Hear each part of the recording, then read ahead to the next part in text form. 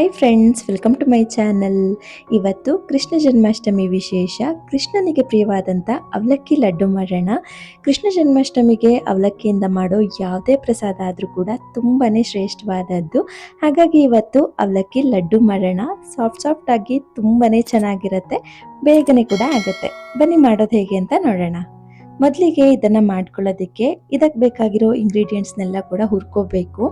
ನಾನಿಲ್ಲಿ ಒಂದು ಪ್ಯಾನ್ಗೆ ಒಂದು 2 ಟೇಬಲ್ ಸ್ಪೂನ್ ಆಗುವಷ್ಟು ಬಿಳಿ ಎಳ್ಳು ಮತ್ತು ಒಂದು ಅರ್ಧ ಕಪ್ ಆಗುವಷ್ಟು ಒಣ ಕೊಬ್ಬರಿ ತುರಿ ಹಾಕಿ ಇದನ್ನು ಹುರ್ಕೊಳ್ತಾ ಇದ್ದೀನಿ.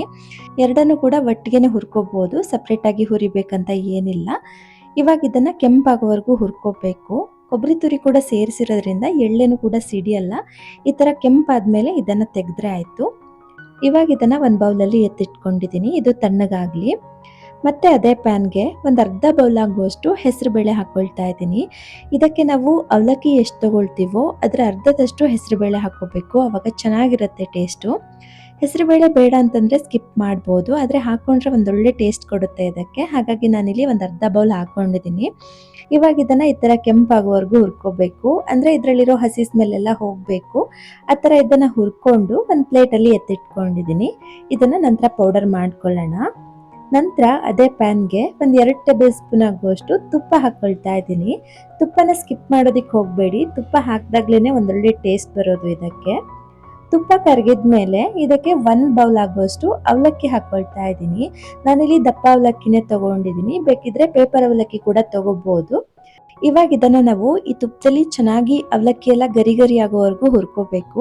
ತುಂಬ ಕೆಂಪಾಗಬೇಕು ಅಂತ ಏನಿಲ್ಲ, ಅವಲಕ್ಕಿ ಗರಿ ಗರಿ ಆಗೋವರೆಗೂ ಹುರ್ಕೊಂಡ್ರೆ ಸಾಕಾಗತ್ತೆ. ಮತ್ತು ಇದಕ್ಕೆ ನಾವು ನೋಡಿ ಈ ಥರ ಅವಲಕ್ಕಿ ಸ್ವಲ್ಪನಾದರೂ ನೆನೆಯೋ ಥರ ತುಪ್ಪ ಹಾಕಬೇಕಾಗತ್ತೆ, ಇಲ್ಲಾಂದರೆ ಅಷ್ಟು ಚೆನ್ನಾಗಾಗಲ್ಲ.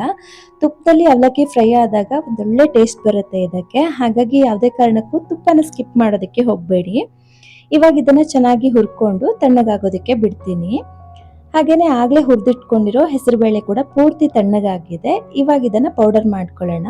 ಚೆನ್ನಾಗಿ ಒಣಗಿರೋಂಥ ಮಿಕ್ಸಿ ಜಾರಿಗೆ ಹಾಕಿ ಇದನ್ನು ನಾವು ನೈಸಾಗಿ ಪೌಡರ್ ಮಾಡ್ಕೋಬೇಕು. ಸ್ವಲ್ಪನೂ ತರಿ ಇರಬಾರ್ದು, ನುಣ್ಣಗಾಗಿರಬೇಕು ಇದು.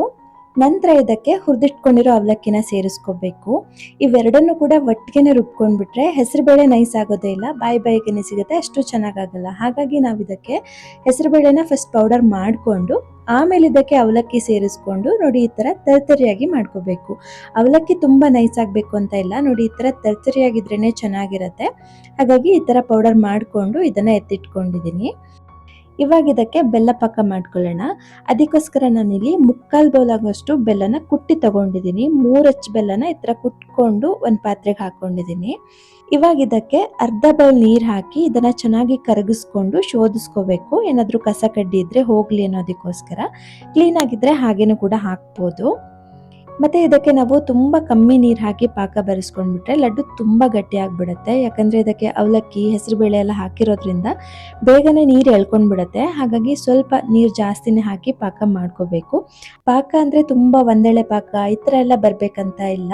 ಇದನ್ನು ಈ ಥರ ಶೋಧಿಸ್ಕೊಂಡು ಇದನ್ನು ನಾವು 1 ಕುದಿ ಬರೆಸ್ಕೊಂಡ್ರೆ ಸಾಕಾಗುತ್ತೆ. ನಾವು ತುಂಬ ಪಾಕ ಬರೆಸ್ಕೊಂಡ್ಬಿಟ್ರೆ ಲಡ್ಡು ಕೂಡ ತುಂಬ ಗಟ್ಟಿ ಆಗಿಬಿಡುತ್ತೆ. ಹಾಗಾಗಿ ಈ ಥರ ಕುದಿ ಬಂದಮೇಲೆ ಇದನ್ನು 1 ನಿಮಿಷ ಕುದಿಸ್ಕೊಂಡ್ರೆ ಸಾಕಾಗುತ್ತೆ, ಇನ್ನು ಜಾಸ್ತಿ ಕುದಿಸೋದು ಬೇಡ. ಇದನ್ನು ಇವಾಗ ಲೋ ಫ್ಲೇಮ್ ಮಾಡಿಕೊಂಡು ಇದಕ್ಕೆ ಆಗಲೇ ಮಾಡಿಟ್ಕೊಂಡಿರೋ ಅವಲಕ್ಕಿ ಮತ್ತು ಹೆಸರುಬೇಳೆ ಪೌಡರ್ ಇರ್ತಲ್ವ ಅದನ್ನು ಇದಕ್ಕೆ ಸೇರಿಸ್ಕೊಳ್ತಾ ಇದ್ದೀನಿ. ಮತ್ತು ಇದಕ್ಕೆ ಆಗಲೇ ಹುರಿದಿಟ್ಕೊಂಡಿರೋ ಎಳ್ಳು ಮತ್ತು ಕೊಬ್ಬರಿ ತುರಿ ಇತ್ತಲ್ವ ಅದನ್ನು ಕೂಡ ಸೇರಿಸ್ಕೊಂಡಿದ್ದೀನಿ. ಹಾಗೆಯೇ ಇದಕ್ಕೆ ಒಂದು ಅರ್ಧ ಟೀ ಸ್ಪೂನ್ ಏಲಕ್ಕಿ ಪುಡಿ ಕೂಡ ಸೇರಿಸ್ಕೊಂಡು ಇವಾಗ ಇದನ್ನು ಚೆನ್ನಾಗಿ ಮಿಕ್ಸ್ ಮಾಡ್ಕೋಬೇಕು. ಏಲಕ್ಕಿ ಪುಡಿ ಆಪ್ಷನಲ್ಲು, ಹಾಕಲೇಬೇಕಂತ ಏನಿಲ್ಲ. ಎಳ್ಳೆಲ್ಲ ಹಾಕಿರ್ತೀವಲ್ವ ಅದೇ ಟೇಸ್ಟ್ ಕೊಡುತ್ತೆ. ಮತ್ತು ಇದನ್ನು ಕೂಡ ಸೇರಿಸ್ಬೇಕಂತ ಏನಿಲ್ಲ. ಮತ್ತು ಇದು ಬೇಗನೆ ಗಟ್ಟಿಯಾಗಿಬಿಡುತ್ತೆ. ಹಾಗಾಗಿ ನಾನಿಲ್ಲಿ ಲೋ ಫ್ಲೇಮಲ್ಲಿ ಇಟ್ಕೊಂಡು ಇದನ್ನು ಮಿಕ್ಸ್ ಮಾಡ್ಕೊಳ್ತಾ ಇದ್ದೀನಿ. ಇದನ್ನು ಚೆನ್ನಾಗಿ ಮಿಕ್ಸ್ ಮಾಡ್ಕೊಂಡಿದ್ದಾದಮೇಲೆ ಸ್ಟವ್ ಆಫ್ ಮಾಡಿಕೊಂಡು ಲಾಸ್ಟಲ್ಲಿ ಇದಕ್ಕೆ 1 ಟೇಬಲ್ ಸ್ಪೂನ್ ಆಗುವಷ್ಟು ತುಪ್ಪ ಸೇರಿಸ್ಕೋಬೇಕು. ಈ ಥರ ಲಾಸ್ಟಲ್ಲಿ ತುಪ್ಪ ಸೇರಿಸ್ಕೊಳ್ಳೋದ್ರಿಂದ ಲಡ್ಡುಗೆ ಒಂದೊಳ್ಳೆ ಎಕ್ಸ್ಟ್ರಾ ಟೇಸ್ಟ್ ಕೊಡುತ್ತೆ ಅಂತಲೇ ಹೇಳ್ಬೋದು. ಹಾಗಾಗಿ ನಾನಿಲ್ಲಿ 1 ಟೇಬಲ್ ಸ್ಪೂನ್ ಸೇರಿಸ್ಕೊಂಡಿದ್ದೀನಿ. ನೋಡ್ಬೋದು ನಾನಿಲ್ಲಿ ಸ್ಟವ್ ಆಫ್ ಮಾಡಿಕೊಂಡು ಸೇರಿಸ್ಕೊಂಡಿರೋದು. ಲಾಸ್ಟಲ್ಲಿ ಈ ಥರ ಸೇರಿಸ್ಕೊಂಡು ಚೆನ್ನಾಗಿ ಮಿಕ್ಸ್ ಮಾಡಿಕೊಂಡ್ರೆ ಆಯಿತು. ಆ ತುಪ್ಪದ ಘಮ ಲಡ್ಡುನಲ್ಲಿ ಹಾಗೆಯೇ ಉಳ್ಕೊಂಡಿರುತ್ತೆ, ತುಂಬಾ ಚೆನ್ನಾಗಿರುತ್ತೆ ತಿನ್ನುವಾಗ. ಇವಾಗ ಇದನ್ನು ಒಂದ್ಸರಿ ಚೆನ್ನಾಗಿ ಮಿಕ್ಸ್ ಮಾಡ್ಕೊಂಡಿದ್ದಾದ್ಮೇಲೆ ಇದನ್ನು ಒಂದು ಪ್ಲೇಟಲ್ಲಿ ಎತ್ತಿಟ್ಕೊಳ್ತಾ ಇದ್ದೀನಿ. ಇದು ತುಂಬ ಬಿಸಿ ಏನಿರಲ್ಲ, ನಾವು ತಕ್ಷಣಕ್ಕೆ ಇದನ್ನು ಉಂಡೆ ಮಾಡ್ಕೋಬಹುದು.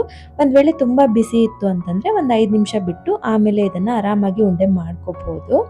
ಇವಾಗ ಇದರಲ್ಲಿ ಒಂದೊಂದು ಚಿಕ್ಕ ಚಿಕ್ಕ ಗಂಟಿರುತ್ತಲ್ವ, ಅದನ್ನೆಲ್ಲ ಈ ಥರ ಒಡ್ಕೊಂಡು ಇದನ್ನು ಉಂಡೆ ಮಾಡ್ಕೊಳ್ತಾ ಇದ್ದೀನಿ. ಒಂದೊಂದು ದ್ರಾಕ್ಷಿ ಸೇರಿಸ್ಕೊಂಡು ನಾನಿಲ್ಲಿ ಉಂಡೆ ಮಾಡ್ಕೊಳ್ತಾ ಇದ್ದೀನಿ. ನೀವು ಬೇಕಿದ್ರೆ ಇದಕ್ಕೆ ಡ್ರೈ ಫ್ರೂಟ್ಸ್ ಕೂಡ ತುಪ್ಪದಲ್ಲಿ ಹುರಿದು ಸೇರಿಸ್ಕೊಂಡು ಕೂಡ ಉಂಡೆ ಮಾಡ್ಕೋಬಹುದು. ನಾನಿಲ್ಲಿ ಬರೀ ದ್ರಾಕ್ಷಿ ಸೇರಿಸ್ಕೊಂಡಿದ್ದೀನಿ ಅಷ್ಟೇ, ಸಾಕಾಗತ್ತೆ. ಮತ್ತು ಇದನ್ನು ಪೂರ್ತಿ ತಣ್ಣಗಾದ್ಮೇಲೂ ಕೂಡ ಆರಾಮಾಗಿ ಉಂಡೆ ಮಾಡ್ಕೋಬೋದು. ಸಾಫ್ಟಾಗಿಯೇ ಇರುತ್ತೆ, ಗಟ್ಟಿ ಏನಾಗಲ್ಲ ಇದು. ಅಂದರೆ ಬೆಲ್ಲದ ಪಾಕ ಏನು ಗಟ್ಟಿ ಮಾಡ್ಕೊಂಡಿಲ್ಲ ಅಲ್ವಾ, ಹಾಗಾಗಿ ಇದು ಗಟ್ಟಿ ಏನಾಗಲ್ಲ. ಒಂದು ವೇಳೆ ತುಂಬ ಗಟ್ಟಿ ಆಗೋಯ್ತು, ಉಂಡೆ ಮಾಡೋದಕ್ಕೇ ಬರ್ತಾ ಇಲ್ಲ ಅನ್ನೋದಾದರೆ ಸ್ವಲ್ಪ ನೀರನ್ನು ಕಾಯಿಸ್ಕೊಂಡು ಅದನ್ನು ಇದಕ್ಕೆ ಚಿಮುಕ್ಸ್ಕೊಂಡು ಉಂಡೆ ಮಾಡ್ಕೊಳ್ಳಿ. ಅವಾಗ ಆರಾಮಾಗಿ ಉಂಡೆ ಮಾಡ್ಕೋಬೋದು. ಬೆಲ್ಲ ಪಾಕ ಗಟ್ಟಿ ಆದರೆ ಮಾತ್ರ ಆ ಥರ ಆಗುತ್ತೆ, ಇಲ್ಲಾಂದರೆ ಸಾಫ್ಟಾಗಿಯೇ ಇರುತ್ತೆ. ನಾವು ಆರಾಮಾಗಿ ಉಂಡೆ ಮಾಡ್ಕೋಬೋದು ಮತ್ತು ತಿನ್ನೋದಕ್ಕೂ ಕೂಡ ಚೆನ್ನಾಗಿರುತ್ತೆ. ನಾನಿಲ್ಲಿ ಎಲ್ಲನೂ ಇದೇ ಥರ ಉಂಡೆ ಮಾಡ್ಕೊಂಡಿದ್ದೀನಿ, ನೋಡ್ತಿರ್ಬೋದು. ಒಂದು ಅರ್ಧ ಗಂಟೆ ಟೈಮ್ ಇದ್ದರೂ ಕೂಡ ಸಾಕು, ನಾವು ಇದನ್ನು ಕೃಷ್ಣ ಜನ್ಮಾಷ್ಟಮಿ ನೈವೇದ್ಯಕ್ಕೆ ಆರಾಮಾಗಿ ಮಾಡ್ಕೊಂಡು ಬಿಡ್ಬೋದು. ಮತ್ತು ಇದನ್ನು ಒಂದು ವಾರ ಇಟ್ಕೊಂಡು ತಿನ್ಬೋದು, ಹಾಳಾಗಲ್ಲ ಇದು.